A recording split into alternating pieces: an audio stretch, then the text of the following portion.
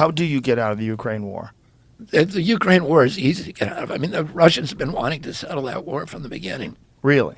Yeah. I mean, the Minsk Accords was a settlement. And that was, that we basically, encouraged Zelensky. As Zelensky ran in 2019, here's a guy who's a comedian and and an actor, which I'm not saying in a disparaging way, but he's... You probably should. Well, my wife is those things too. Yeah. So, but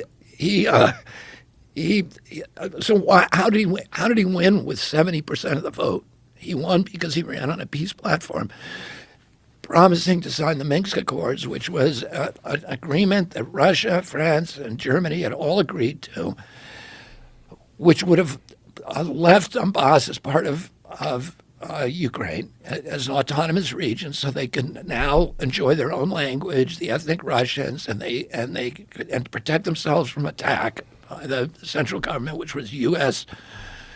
Installed central government, and that NATO would stay out of the Ukraine, and that's what the Russians wanted, a pledge that NATO will never go in, which we should have made for them. We shouldn't. We have no business putting NATO in the Ukraine. We promised we'd never do that. We committed to it, and we've repeatedly violated those promises. And there's people in the White House who want this war, and they've said it repeatedly. Even President Biden has said the purpose of the war is to depose Vladimir Putin. And what? Install a puppet government? Well, that's the thing. The same people who got rid of Libya. Saddam Hussein, Yeah. which cost us $8 trillion. And Iraq is now worse off than we found it. We killed more Iraqis than Saddam Hussein. We forced Iraq into this bondage to Iran, where they're now a proxy state of Iran. We've reduced that nation into this incoherent mess that is just a battle between Shia and Sunni despots. We created ISIS. We then had to do the Syrian war, the Yemen war, the Afghan, Pakistan. We drove 2 million refugees into Europe and destabilized every democracy in Europe for the next 2 generations and created Brexit. That's what we got for that $8 trillion and the ravaged middle class in our country. The same people who we thought, the neocons who ran that operation, lied to us about weapons of mass destruction, tricked us into that war, and who we thought were now out of government forever, pariahs, in disgrace. They're now all back in the Biden administration with a new project. And, Lloyd Austin, who's Biden's defense secretary, said the purpose of the war for us is to exhaust Russia and degrade its capacity to fight any place in the world. Well, that's not good for the Ukraine, because the way we're exhausting Russia is by butchering 350,000 Ukrainian kids. I mean, we have turned that nation into an abattoir of death for the flower of Ukrainian youth. In a geopolitical, and I'm not excusing Putin. Putin is a thug, a monster, a gangster who illegally invaded and didn't need to.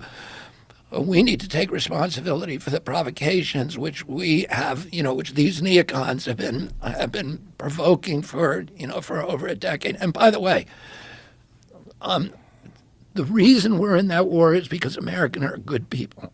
And, we were convinced, granted, we're using these kind of comic book depictions, that they're now, the military-industrial complex is now expert at selling from us of this kind of good versus evil, this whole thing that gets us into these wars.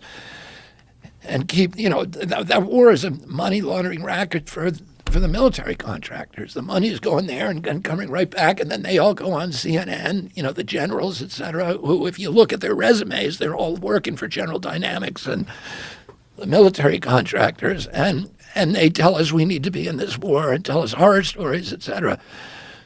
But we're there because Americans are good people, and they have compassion, and they want to redress a wrong. But, and by the way, my son went over there and fought. Yeah, and he joined, he without telling us, he left law school and a summer job, and he went over there and joined the Foreign Legion and fought as a machine gunner for a special forces unit during the Kharkiv offensive. So, the Ukrainian people, the valor of those people, and the anguish that they're suffering is beyond any description. But We need to look at our role in it, and we need to look for roads to peace, and not try to and try to end the killing. There's 30 to 80,000 Russians kids who have died there too, and we shouldn't be exulting over that. We should be trying to find a settlement. The U.S. should be the grown up in the room that's saying, how do we stop the bloodshed? That's what we should be doing over there.